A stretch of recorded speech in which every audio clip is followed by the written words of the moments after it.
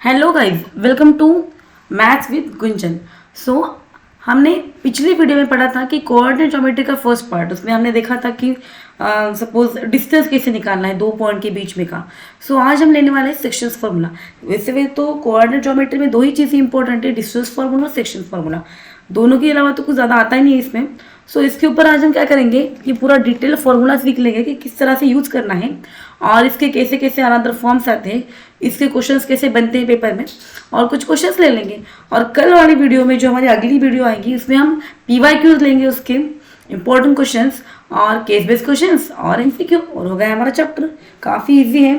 सो देखिए, जैसे जैसे एग्ज़ाम नज़दीक आ रही है सबका टेंशन बढ़ रहा है, बट अगर आप अच्छे से बड़ी शिद्दत से अगर कुछ क्वेश्चंस करते हैं तो आ जाते हैं। सो देखिए, जितने क्वेश्चंस होते हैं आप वो प्लीज़ सॉल्व कर लीजिए, एक बार फिर से रिपीट कर लीजिए, आपका अच्छा रिजल्ट आ जाएगा।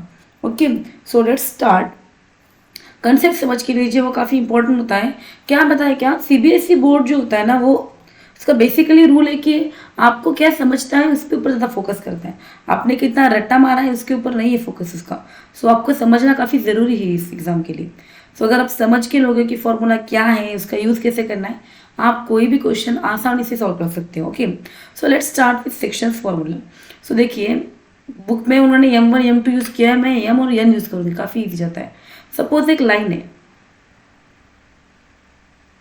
ओके, ये एक लाइन है और सपोज कोई भी एक से ना बीच में एक पॉइंट है, इसे बोलते हैं ना बीच में कोई भी पॉइंट है, सपोज ये वाला पॉइंट बने से बीच में ले लिया। अब इसके फर्स्ट जो नाम हम देंगे शायद से A दे देंगे, इसको हम B दे देंगे। अब AB लाइन के बीचों बीच में या फिर बीच में मतलब यहाँ वहाँ कहीं भी लाइन की जो बोल सकते हैं पॉइंट, एक आधा पॉइंट, ये लाइन में ऊपर का किसी भी पॉइंट है, उसका सपोज कोऑर्डिनेट है C, और हमें अगर बताया गया है कि x1 y1 इसके कोऑर्डिनेट A के और B के हैं x2 y2, और एक चीज़ दी है हमें, रेशियो दिया है। रेशियो मतलब क्या होता है बेसिकली आपको पता ही होगा, नाम 3:9 क्या होगा ratio, 3 1 3, 3 3 9। So 1:3 is the ratio, मतलब कि एक 3 हिस्सों का एक हिस्सा ऐसे बोल सकते हैं। देखिए, सो अगर सपोज इन्होंने रेशियो दिया है, अब इस फॉर्मूले में हमें रेशियो पता नहीं है, कुछ लेना है, अज्यूम करना है। सो मैं लेती हूँ कि सपोज ये रेशियो होगा M और N। मतलब देखिए, अभी सपोज A जो है उसके पॉइंट हो गया x1 y1, B के पॉइंट x2 y2। अब मुझे रेशियो ही पता है, अब मुझे सपोज इस कोऑर्डिनेट ऑफ C के पॉइंट निकालने, कोऑर्डिनेट ऑफ पॉइंट C निकालना है। सो कैसे आएगा, देखिए उसके लिए एक फॉर्मूला है। सो फॉर्मूला बेसिकली ऐसा होता है कि सपोज कि हम बोल सकते हैं कि C point C divides AB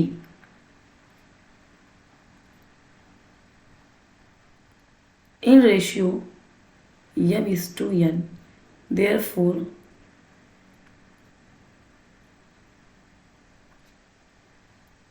coordinate of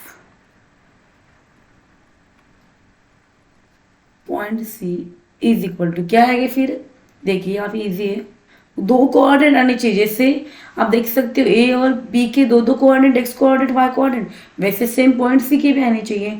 सो देखिए किस तरह से लिखना है, लिखना है M(x2) plus N(x1) upon M+1, ये आ गया उसका x कोऑर्डिनेट, और y कैसा आएगा देखिए M(y2) plus M(y1) upon M+N, ये आ गया इनका y कोऑर्डिनेट। देखिए फिर इस तरह से इस फॉर्मूले को बोला जाता है सेक्शन फॉर्मूला।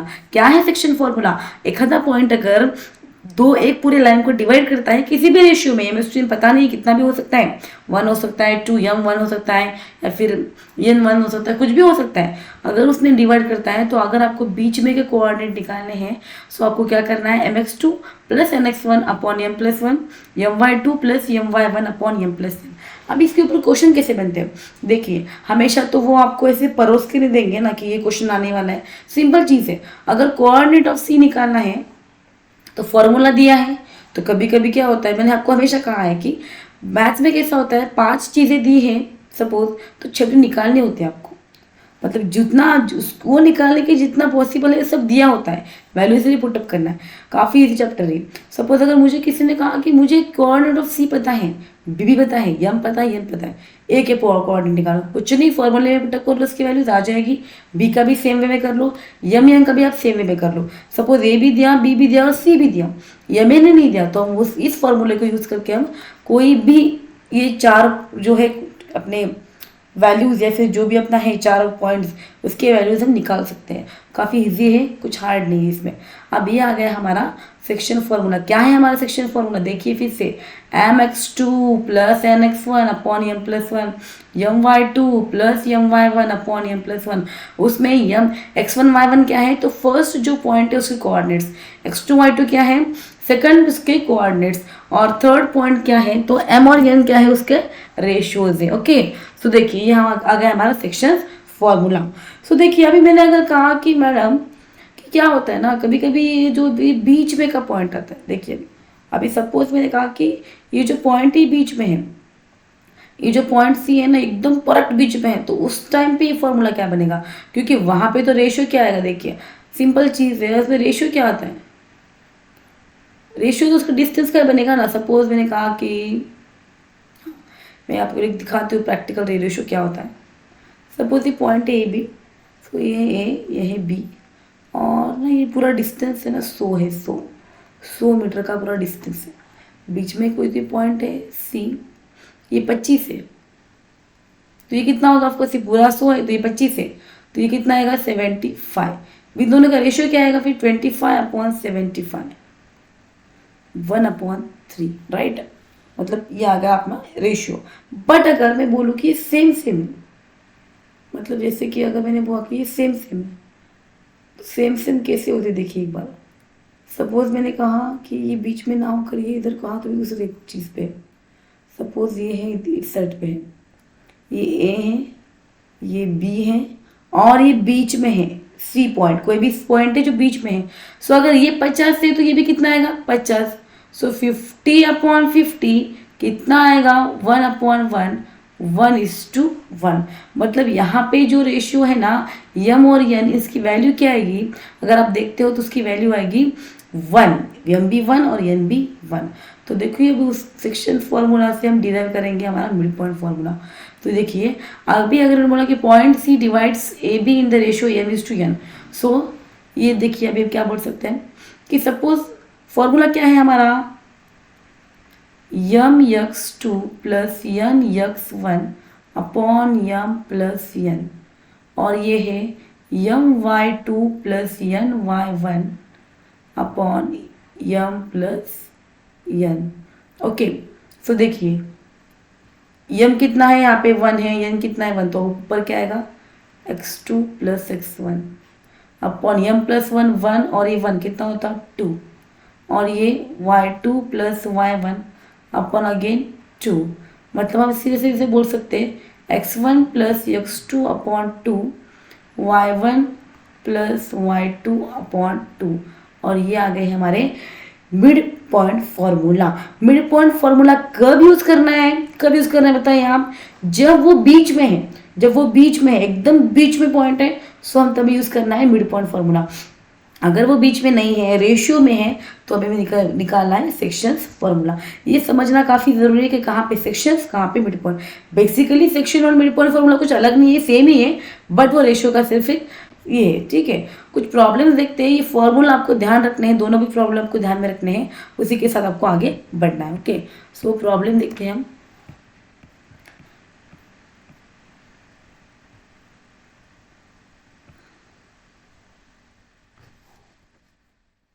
मैथ्स में से प्रॉब्लम ही है, प्रॉब्लम ही निकालना पड़ता है, बस कुछ नहीं है दूसरा। प्रॉब्लम लो, खुद ही लिखो, खुद ही उसकी वैल्यू निकालो, खुद ही एग्जाम में मार्क्स ले लो। सो देखिए, सो क्या है, find the ratio in which the line segment joining the points is divided by. अभी रेशियो वाला क्वेश्चन बाद में लेते हैं, तो ये रेशियो वाला आपको फिर बोलेंगे मैडम पहले हार्ड ले लिया आपने, कितना हार्ड है, तो आपके लिए थोड़ा सा कुछ इजी देते थे क्वेश्चन उससे पहले।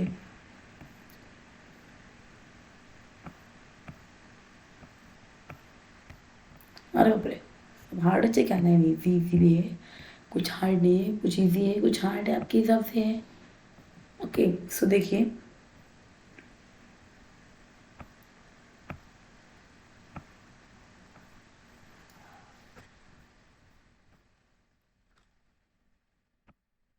ठीक है, देखिए फर्स्ट क्वेश्चन है फाइंड द रेशियो इन विच। मैंने आपको कहा था ना कि फॉर्मूला दिया है, आपको आपके हिसाब से करना है कि फॉर्मूला के हिसाब से।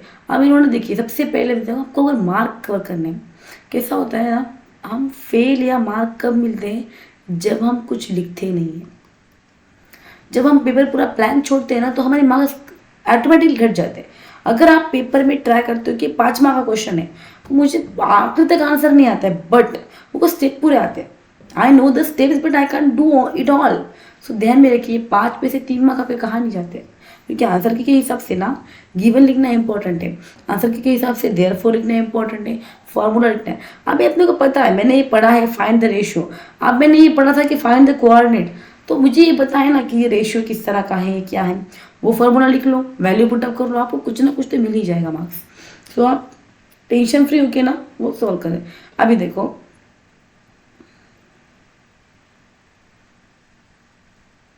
ये एक लाइन है, सपोज आपको एक लाइन भी बताती हूँ। सो ये जो पॉइंट है उन्होंने क्या बोला कि find the ratio in which line segment joining the points is divided by, मतलब ये जो पहला है ये है -3 10 और ये है 6, -8 और यहाँ कोई बीच में है ना, ये पॉइंट सी है -1, 6।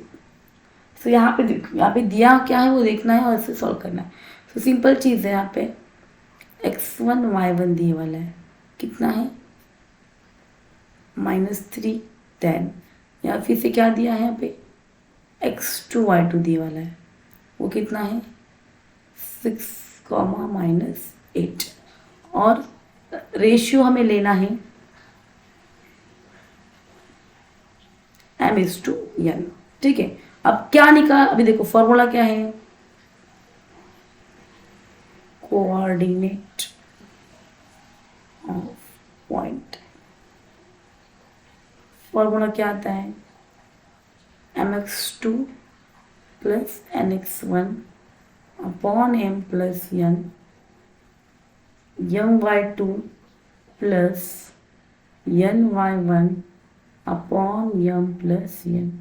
अभी मेरी ट्रिक ध्यान में रखना, मैं अगर दोनों इक्वेशन सॉल्व करते बैठूँ कि नहीं ये और ये, तुम्हारा टाइम पास हो जाएगा। रेशियो निकालना है, यम और एन का रेशियो निकालना, मुझे यम और एन नहीं निकालना है, मुझे यम और एन का रेशियो निकालना है। सो मैं मेरा जो फेवरेट लगता है ना मैं वो एक ले लूँगी, दिखाती हूँ आपको किस तरह से। कोऑर्डिनेट ऑफ पॉइंट क्या है, देखिए बीच में पॉइंट क्या है वो बोला है -1, 6, राइट। इस साइड वाले जो पॉइंट है बीच में के वो क्या है -1, 6। वैल्यूज पुटअप कर लीजिए एक बार। m कितना है पता नहीं, x2 कितना है देखिए 6 प्लस n कितना है पता नहीं, x1 कितना है -3 अपॉन m प्लस n। अभी ये m डोंट नो, वैसे का वैसे रखिए।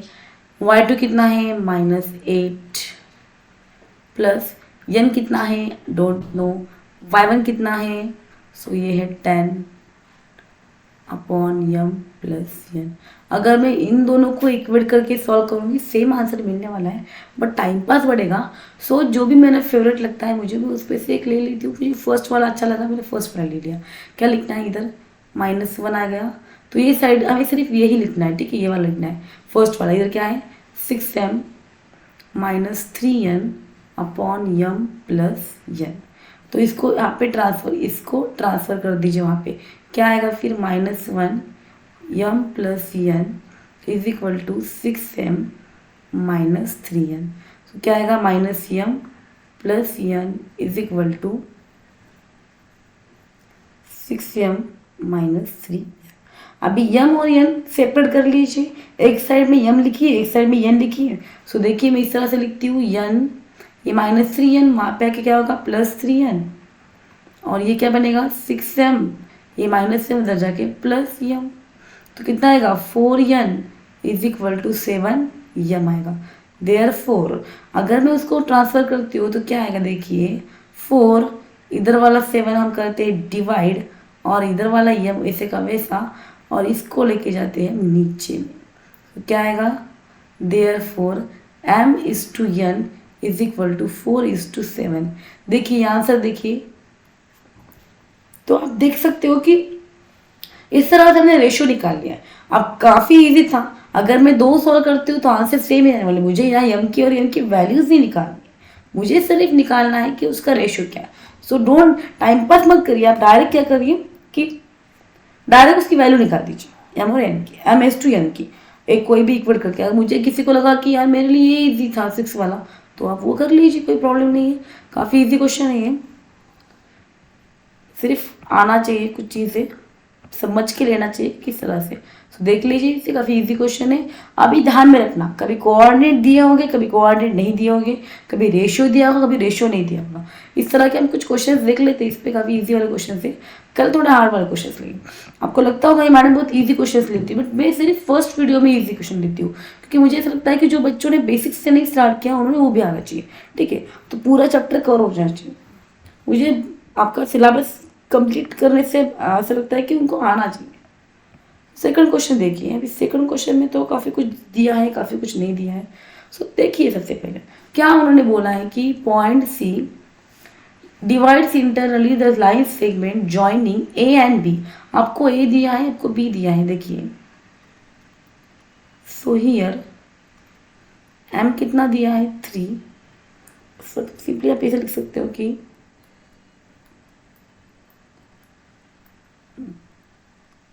m/n दिया है 3:4, ये प्रति आ गया और 9 अप्लाई आ गया।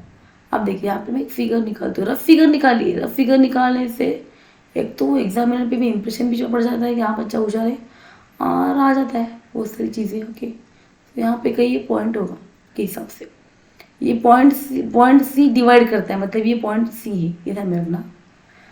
लाइन सेगमेंट ये ए है और ये क्या है, बी है।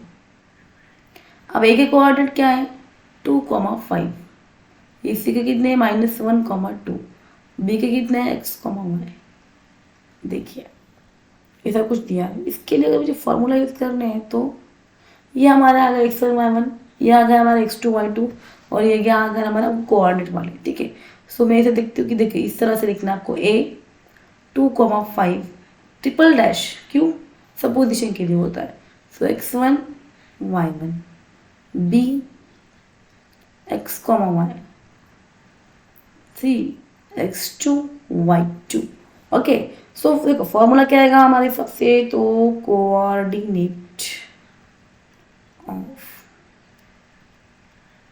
पॉइंट सी क्या आनी चाहिए फॉर्मूला के हिसाब से, mx2 plus nx1 upon m+n, right, my2 plus ny1 upon m+1, put the formula.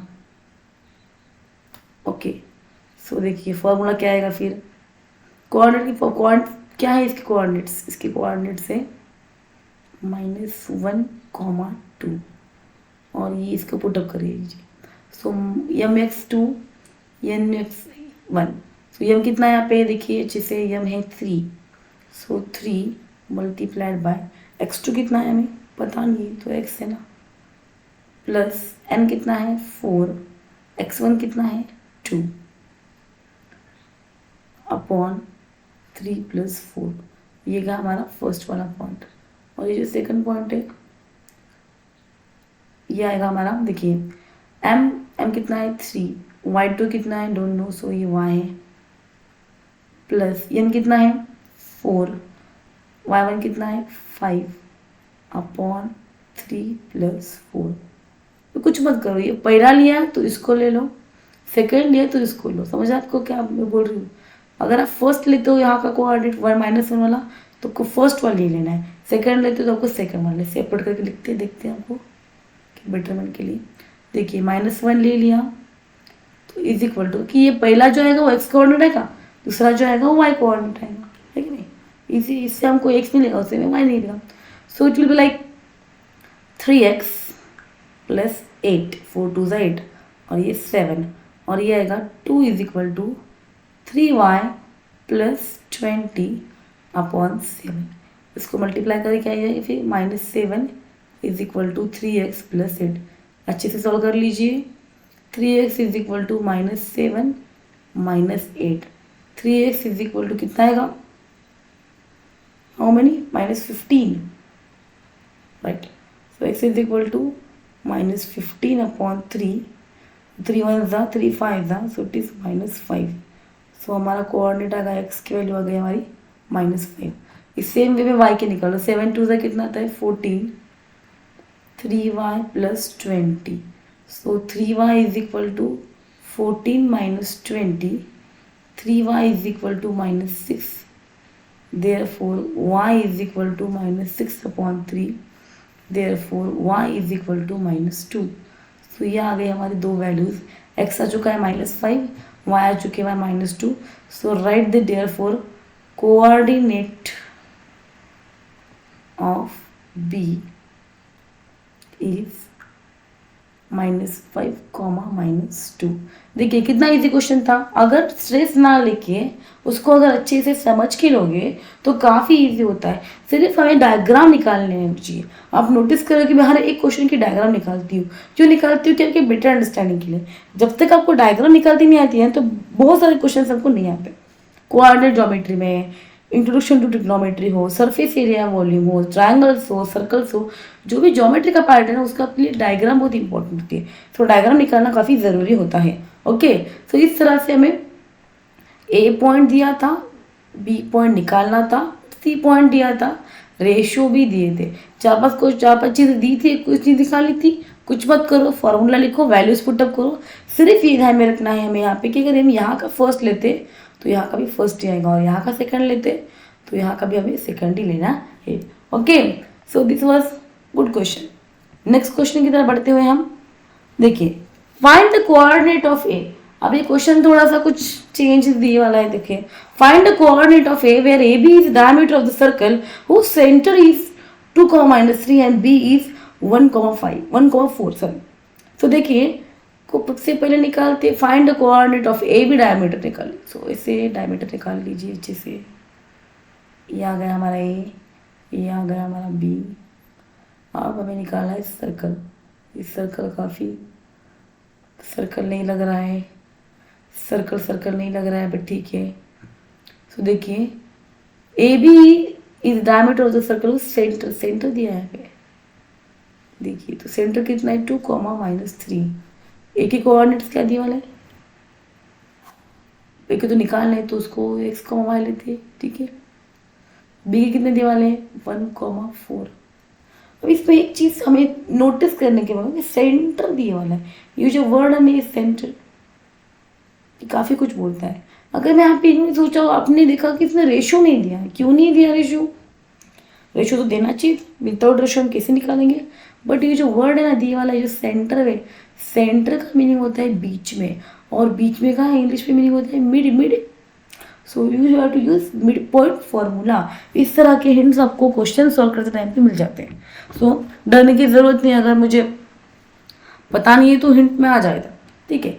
So देखिए, सो आपको यहाँ पे लिखना पड़ेगा A B is diameter. Okay, so therefore let C, suppose इसको नाम देते हैं सी, कितना है 2, -3, B midpoint of A x, y and b 1,4। so therefore by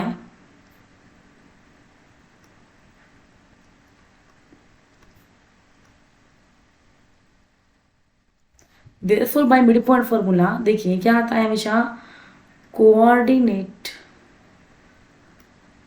of C is equal to x1 plus x2 upon 2, y1 plus y2 upon 2। Coordinate of C क्या है? Coordinate of C क्या है 2, -3 और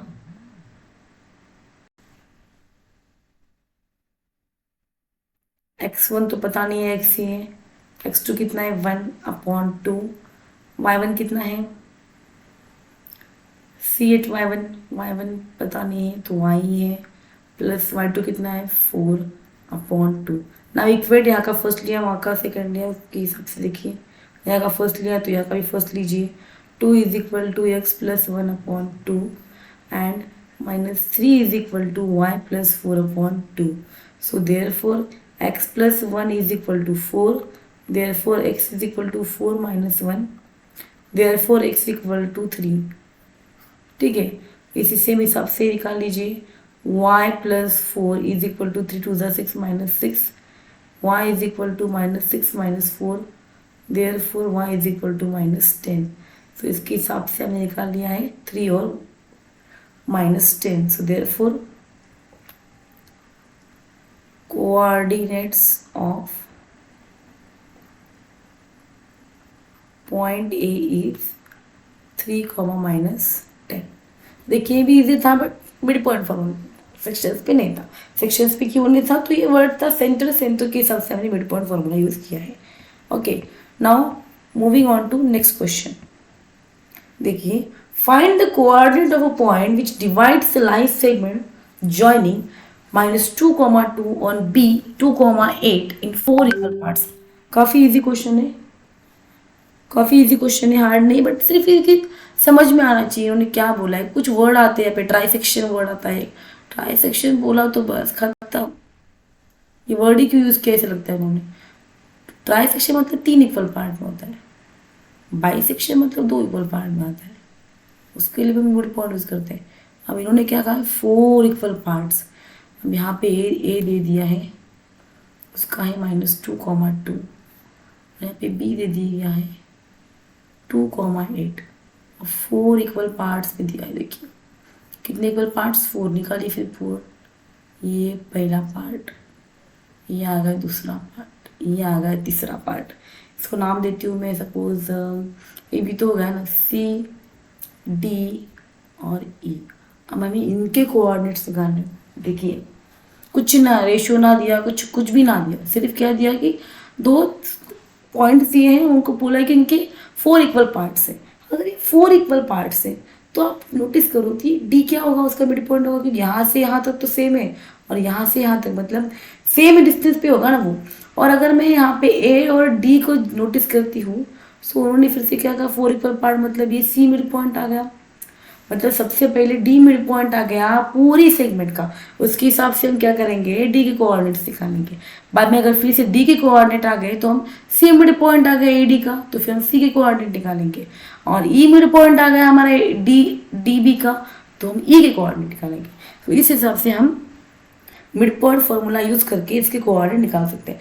कल वाली video में question डाल दूंगी जो आपको ट्राई सेक्शन का भी बता देगा, वो भी काफ़ी ईजी, हार्ड नहीं है, रेशियो लेना है, ठीक है।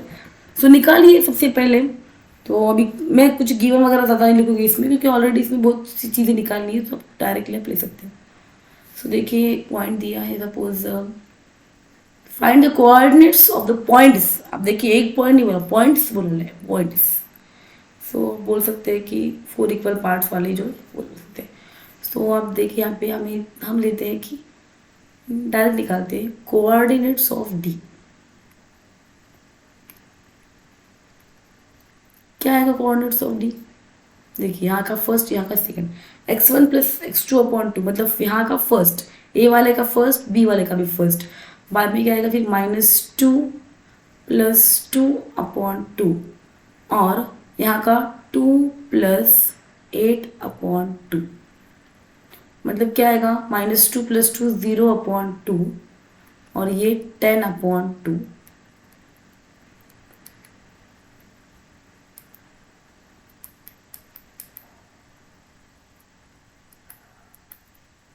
जीरो।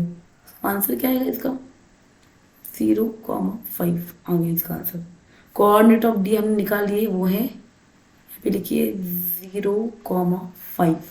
अब देखिए अभी सी के ऊपर अगर फोकस करती हूँ तो ये सी ए और डी के बीच में है, तो सी मिड पॉइंट आ गया। सो कोऑर्डिनेट ऑफ, मैं थोड़ा सा इसे ना क्या बोलते हैं उसे, एक आपके समझने के लिए ले रही हूँ सिर्फ, तो आप देखिए कोऑर्डिनेट ऑफ सी क्या आएगा फिर, ये दोनों का, इसका फर्स्ट पार्ट ए वाला का और डी वाले का फर्स्ट क्या आएगा फिर, -2 + 0/2, और ये आएगा 2 + 5/2, सो ये आएगा आपका -2/2 और 7/2, मतलब -1, 3.5 आ गया इजीएस्ट में। अब निकालो आप कोऑर्डिनेट ऑफ ई। अब ई कहाँ पे बीच में है, डी और बी के। सो देखिए तो फिर से ये कितना है 0, ये आ गया 2/2 और ये कितना है हमारा 5, सो 5 + 8/2 इज इक्वल टू 2/2 और ये आ गया हमारा 13/2। सो इसका आंसर आएगा 1, इसका क्या आएगा 6.5। We can put like this also, 7.7/2 को 7.2 रखो, 13/2 को 13/2, कोई प्रॉब्लम नहीं है, आप इस सकते हैं आंसर। सो देखिए हम निकालिए इसकी पॉइंट्स, कितना इजी था क्वेश्चन, वैल्यूज ही चेंज होने वाली, दूसरा कोई चेंज नहीं होगा। इस पर गिवन में कुछ मत लिखो, अगर आप डायग्राम निकालते हो ना तो आपको गिवन लिखने की जरूरत नहीं है ज़्यादा, बट अगर आप डायग्राम निकालते हो तो आपको एक्सप्लेन करना पड़ेगा, ये पॉइंट ए है, बी है, सी पॉइंट लेना पड़ेगा, डी पॉइंट लेना पड़ेगा, ई पॉइंट लेना पड़ेगा। तो इससे अच्छा डायग्राम निकालो, डायग्राम निकालने से कुछ फ़ायदे होते हैं, एक तो आप कंफ्यूज नहीं होते हो, सो ईजीएस्ट वे डायग्राम निकालने का। सो एक और एक क्वेश्चन लेते हैं हम, देखो ये क्वेश्चन क्या है, बाप रे हार्ड दिखता है बट हार्ड नहीं होता है। Find the area of the rhombus if its vertices are, rhombus निकालने को बोला तो रोम्बस निकाल लो सबसे पहले।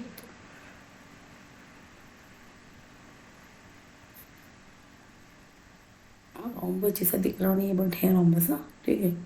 एक ऑर्डर में लो बोलना, तो ऑर्डर में लिया तो मतलब यहाँ पे अगर 3,0 लिया तो यहाँ पे लेना है 4,5, यहाँ पे लेना है -1,4। ये आपका क्वेश्चन एक एक्सरसाइज के, बाकी क्वेश्चन नहीं थे एक्सरसाइज के, बट ये क्वेश्चन एक है शायद से, ठीक है। तो ये एक रोम्बस है जिसके कुछ है, सपोज इसको नाम देते A, B, C and again D. तो हमें इसका एरिया निकालना, सबसे पहली चीज़ जो इस प्रॉब्लम में पता होनी चाहिए वो होनी चाहिए एरिया ऑफ रोम्बस। आप सभी बच्चों को जिसने पढ़ाई की है और कभी बुक खोल के देखा है, जिसने नहीं की है उसके तो बहुत ही अच्छा है, उसको पता ही नहीं होगा कभी, बट जिन्होंने पढ़ाई की उनको पता हो, क्योंकि ये क्वेश्चन में हिंट दी है मैंने वो हिंट यहाँ पे नहीं इंक्लूड की, बट उसमें एक हिंट दी है मैंने। क्या हिंट दी है, उन्होंने एरिया ऑफ रोम्बस दिए हैं, देना नहीं चाहिए था, हमने 8 साल में ऑलरेडी पढ़ चुके हैं मेंस्ट्रुएशन चैप्टर में, तो भी ठीक है उन्होंने दिया है।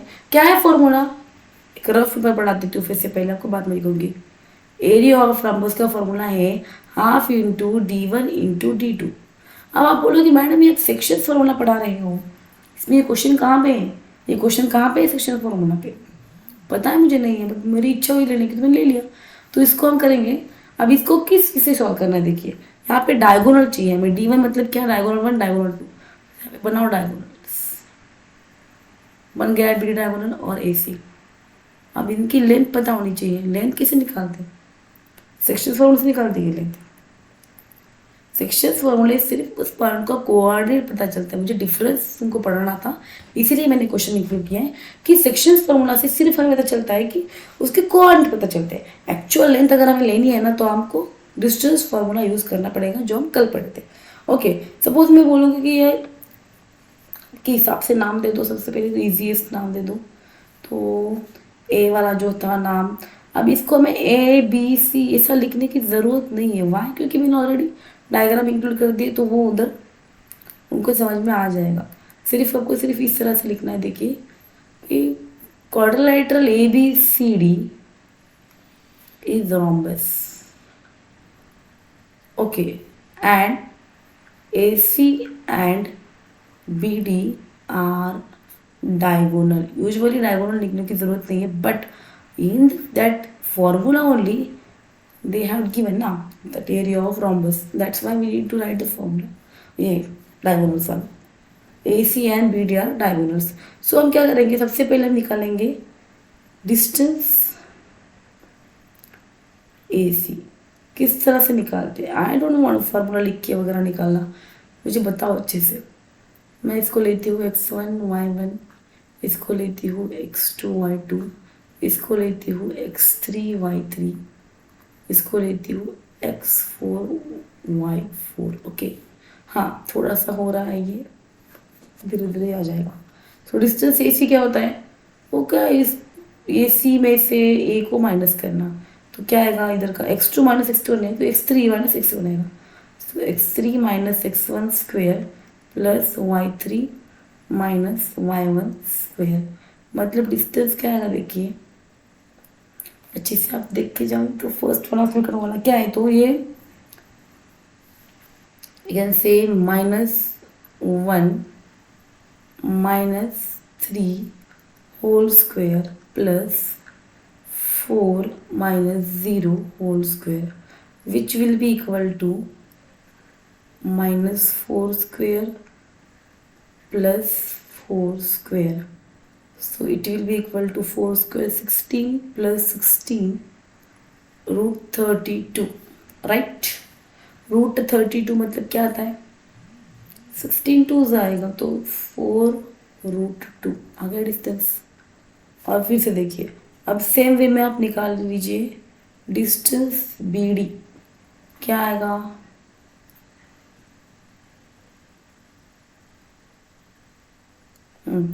डिस्टेंस बी डी क्या आएगा, डी में से बी को माइनस करना है, ठीक है। सो ये आएगा आपका -2 -4 स्क्वेयर प्लस -1 -5 का स्क्वेयर।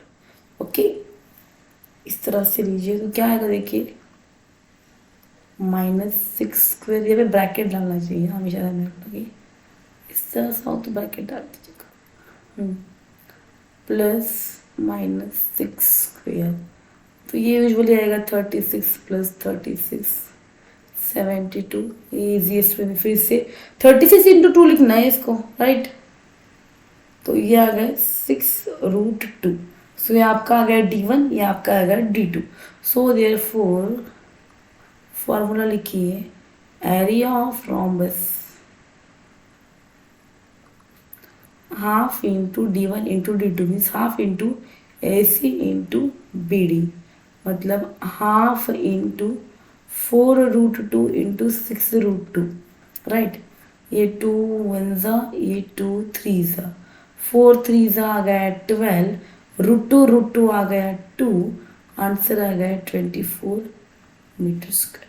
अगर दिया हुआ मीटर स्क्वायर में तो मीटर स्क्वायर लिखिए, नहीं तो फिर यूनिट स्क्वायर लिखिए। आई थिंक यहाँ पे कुछ भी दिया नहीं है तो यूनिट स्क्वायर आप लिख सकते हो, ठीक है। सो आंसर आ गया 24।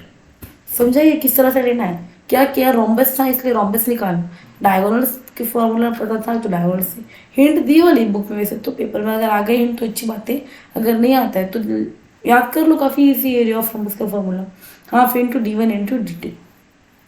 सेम वे में एरिया ऑफ ट्रेपेजियम का फॉर्मूला भी है, ध्यान में रखिए, वो भी half into sum of parallel sides into height. देखेंगे कभी यूज़ आए तो आपको आ सकता है। सो रोम्बस दिया था डायगोनल से, डायगोनल्स की वैल्यूज़ निकाले मैंने, डिस्टेंस निकाले, मल्टीप्लाई किया, उनको फॉर्मूले में वैल्यू पुट कर दी, खत्म आंसर। काफ़ी इजी है, हार्ड नहीं है, ठीक है। सो इस तरह से हमारे कुछ इंपॉर्टेंट क्वेश्चन थे जो सेक्शन फार्मूला पे आते हैं, या फिर ये जो लास्ट क्वेश्चन था वैसे बताने के लिए था कि इस तरह से आपको समझ में आएगा कि कहाँ पे सेक्शन फार्मूला यूज़ करना है, कहाँ पे हमें मिड पॉइंट फार्मूला यूज़ करना है, और कहाँ पे हमें डिस्टेंस फार्मूला यूज़ करना है। ये लेसन इतना ईजी था, कुछ भी नहीं इस लेसन में, सिर्फ 2-3 चीज़ें हैं जो हमें ध्यान में रखनी है। 2-3 चीज़ें यही है, सेक्शंस फार्मूला है, मिड पॉइंट फार्मूला है, और हमारा डिस्टेंस फार्मूला है। वो काफ़ी इजी है, हार्ड नहीं है। सो नेक्स्ट वीडियो में इसकी PYQs और IMP क्वेश्चंस ले लेंगे, और मैम भी तो CBQ और हमें वो बाकी के क्वेश्चंस लेने हैं, ओके ना। सो मिलते हैं अगली वीडियो में, तब तक देखते रहिए मैथ्स विद गुंजन।